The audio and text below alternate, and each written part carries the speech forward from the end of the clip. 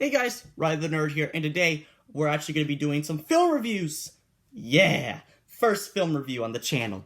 Now, basically, I've always wanted to do film reviews on the channel. Most of you know that, so now I'm actually starting this one. So, what better off to top the first film review is to talk about the film that made me who I am today, made me want to become a film director. As, if you don't know me, I inspired to be a film director, and this film made me who I am and realized the potential of making movies and how fun it would be to make movies.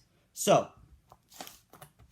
9. I've talked about this film quite a bit. Not quite a bit, but I've talked about 9 on this channel before. Haven't done an actual film review on this film. I've made plushies of the characters and I have reviewed them on the channel. And I rewatched them and they're cringe. I'm going to admit it right here. Cringe. But anyway...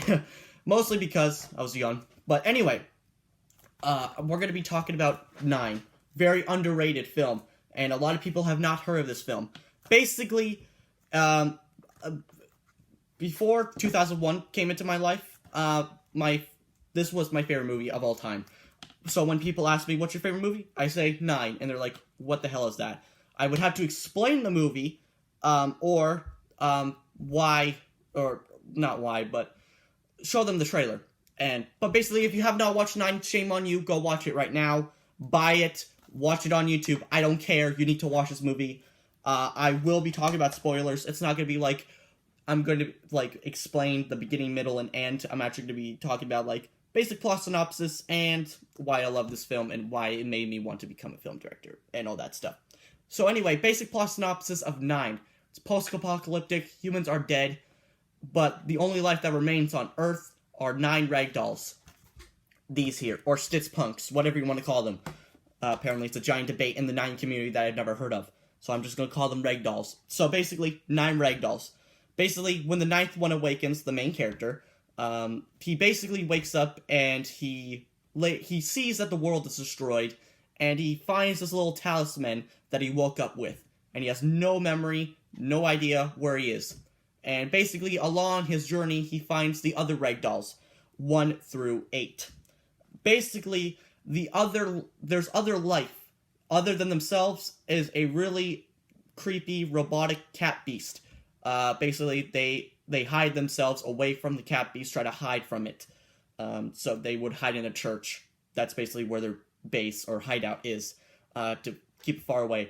And basically, 1, who is the leader... he does not want the other ragdolls going outside because the beast might find them. But basically, when the 9th one awakens, he finds 2 out in the open. We'll get to that later. But basically, he's like, there's another one. Wow, fantastic. He basically gives 9 a voice. When he wakes up, 9 has no voice. So he gives him a voice out of a voice box. But basically, then the cat beast comes in and steals 2. And later on, 9 finds the other ragdolls. And they try to save 2. And as they save 2, 9 takes the talisman, plugs it into a giant robot named Brain, and he sucks 2's soul. And later on, they find out what happened to the world, why the machine is sucking their souls, and basically they destroy Brain, and they bring back life to the planet. Basic plot synopsis. That's basically what that is. So, if you are interested of what that was, go watch it, please. But anyway, enough talking about the plot. Let's talk about why this film made me who I am. Now, I watched this film at one of my friend's house a long time ago, very young. Probably 5, 4, don't even know, can't remember. But basically, we are still friends to this day. Haven't talked to them, haven't seen them in forever, but I am planning to talk with them soon, maybe. My mom still keeps in contact with their mom, so I'm guessing. But anyway, I saw this film at their house, and I absolutely fell in love with it. And I don't know how I got a hold of this, but I knew that we probably bought it somewhere. And I watched it, and I've watched this film at least 1,000,000 times. Not even gonna lie, at least 1,000,000. I tried to count how many times I've watched this movie. Trust me, I lost count midway. So I'm not even gonna count how many times. But basically, I've always loved movies. I'm pretty sure everybody loves movies, especially me. I've watched Batman, The Dark Knight, love that. But this one really gripped me. It really gripped me. I don't know what gripped me. Maybe it was the story. Maybe it was the giant creatures. Maybe it was the main story. I don't know. Don't ask me why I grip to this, but I grip to it. And basically, it does have, it does have special features or behind the scenes. And I watched the behind the scenes, and I realized how much work and fun it would be to make a movie. They go basic behind the scenes, how they got the actors, how they made the story. Basically, 9 was based on a short film by Shane Acker in 2005, the year that I was born. So maybe the stars aligned, and maybe I was meant to have this film in my life. Maybe, I don't know. But basically, Shane Acker directed the feature-length film. The short film is on YouTube, so you can go watch it. And also, just want to mention this, forgot to mention, it is produced by Tim Burton, so his fingerprints are all over this movie, so that's awesome. But anyway, he really wanted to direct this feature-length film, and a lot of the characters and the plot resides in this movie from the short film. So, basic, sideways. Love it. So yeah, it made me how fun it was to make a film, and I really wanted to make my own films. So I would take stuffed animals, and I would play with them, and I would react my own movies, basically. I wouldn't record them, I would just reenact. Sometimes I've reenact this film, and I basically remember every line in this movie, not even joking. Give me, like, what does this character say in this scene? I will say it. I'm not even lying. Leave it down in the comments. Just name one scene in the film that you have seen, and I will name what character says. I'm not even going to lie to you, okay? But anyway, I don't need to tell you that. But basically, it gripped me. And basically, I wanted to see how other films were made. So I watched the behind the scenes of The Dark Knight. I've watched behind the scenes of basically every other film that I enjoyed. And I realized that it takes a lot of effort to make something like this. But also, it's fun to create your own stories. Or remake. Don't talk about that. But to make your own story that's original as this is really hard to come by these days. Usually, nowadays, just freaking remakes, and sometimes we'll get something original or a sequel to the original that is not as good. It's just the world we live in. But back then, in the early 2000s, this movie came out in 2009, by the way, September 9th, 2009, in the 9th month, 9th day, 9th year, brilliant.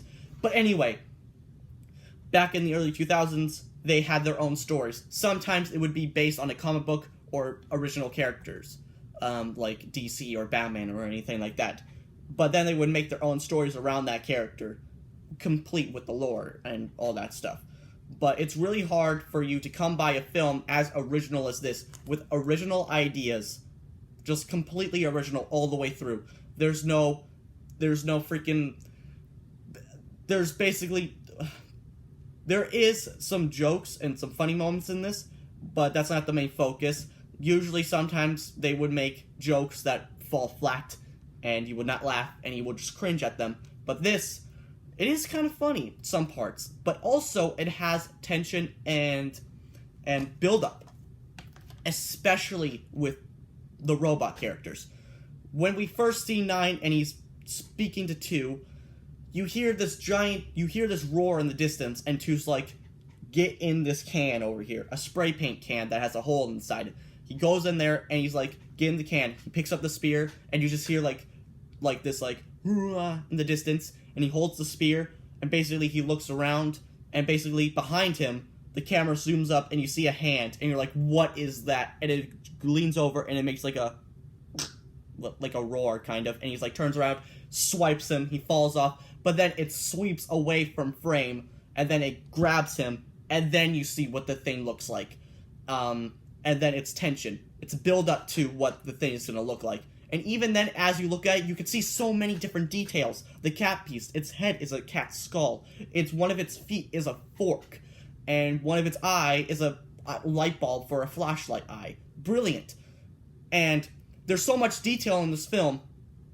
Like, if you watch it the first time, you're going to notice some details. But as you watch it, like me, for multiple times, you're going to realize something different.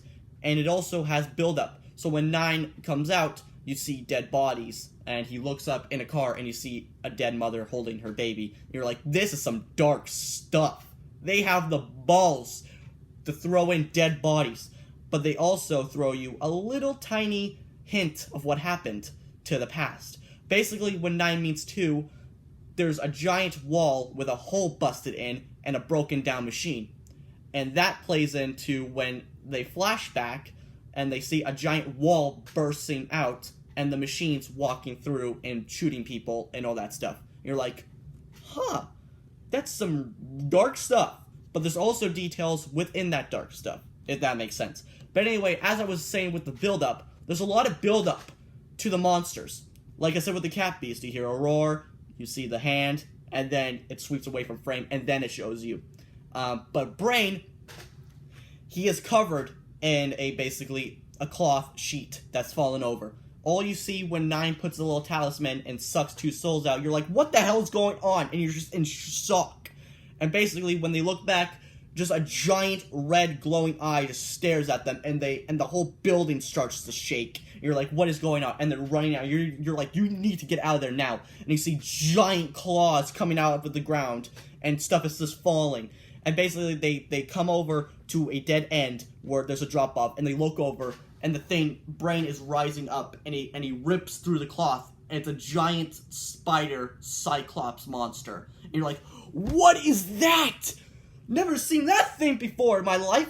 What is that? But as I was saying with the build-up, you don't really see him that much in that scene. It's very quick, and it keeps the pacing well. So sometimes you see the eye, close-up on the eye. Sometimes you see his full body shot. But with the Wing Beast, Brain creates the other robots that you see in the film. So the Wing Beast, after the ragdolls escape from the factory, Brain creates the ragdoll. The Wing Beast, I'm sorry. But you also get a scene of him actually creating it. You see him picking up scalpels, and you see picking up a skeleton, and he cuts it in half, and he uses cloths and stuff. But also, the Wing Beast also has its own dramatic reveal as well. Build up. I've noticed that actually. All of the monsters have build up to what they look like. So it gives more tension. Basically, when 9 and 1 are fighting, and they're discussing stuff, basically, they hear, something fly over, and they are in a church, and you see, the silhouette of the Wing Beast in the window, and you're like, what is that? And sorry about that, guys, my camera cut off, so that's awesome. But anyway, as I was saying, the Wing Beast flies through the window, it crashes, but there's also a little pot of fire candles, and basically, it leads into the church burning, because the fire, and all that stuff. But also, another great scene is when Brain is creating other machines. You got these searcher bugs, searcher guys and little spider things. Basically, when one of the searchers brings him the head of the Wing Beast, he's very upset. That he's like, this sucks. This sucks.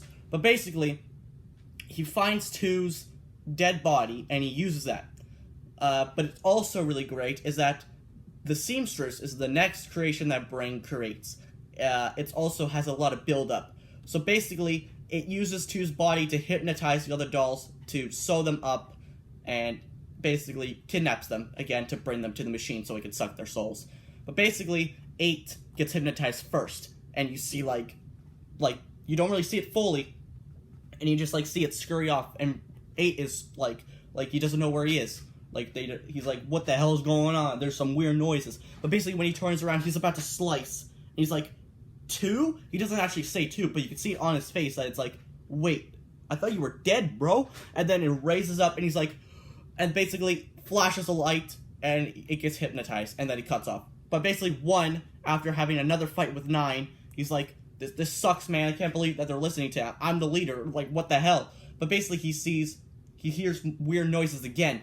But then he also sees 2 coming in from the dark. He's like, what is that? And he's like, no, nuh-uh, 2, you were dead, bro. Why are you coming towards me? And basically, it hypnotizes them. And then they have their own little, hypnotizes 1, and then the others have their fight. But then the seamstress kidnaps 7.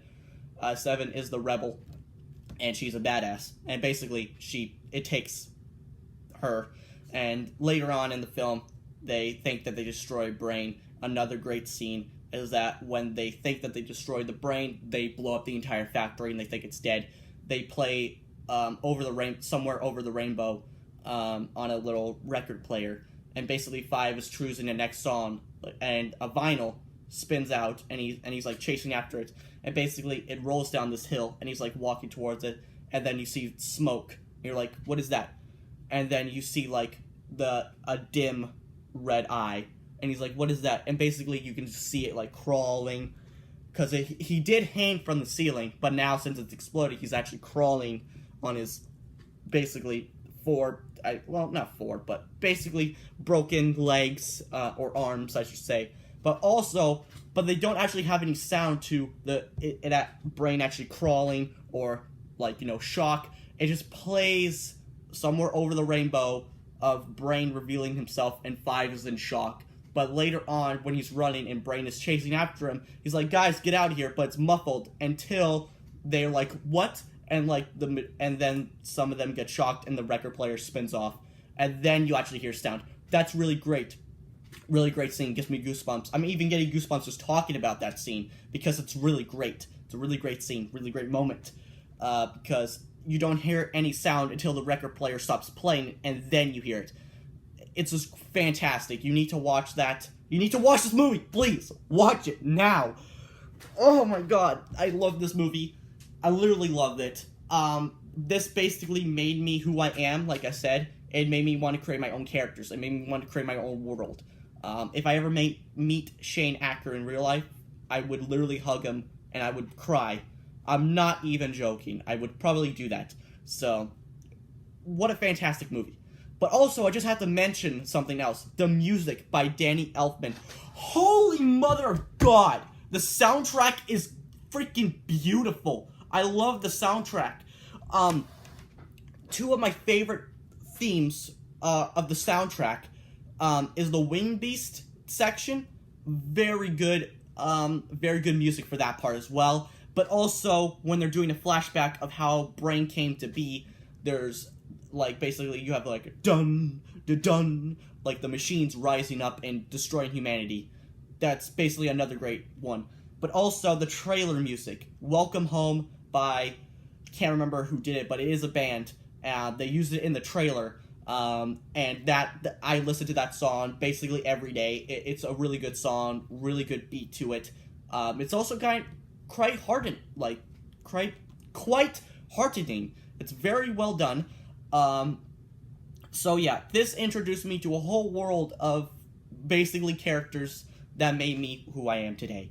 I will be talking about 2001 in another film review, because I will be deleting the old one that I did, because I think that I didn't do that 2001 justice with that film. I was just basically geeking out, and I haven't even seen the film at that point. It's like, I like Hal! Hal is the coolest! That's basically who I am. But now, since I've seen it a million times, again, now I know what I love about it, and I think that should be a well-deserved film review. And I'm not going to be explaining what I think about that film, because there's basically too many, 2001 explained. Basically, if you Google 2001 A Space Odyssey review, the first thing that's going to come out is 2001 explained, or what does it mean? I'm not going to do that because I want to, do my own thing. I don't want to explain it. So, it's different interpretations of what you think that film is. But anyway, this is about 9, not about 2001. That's for a later video.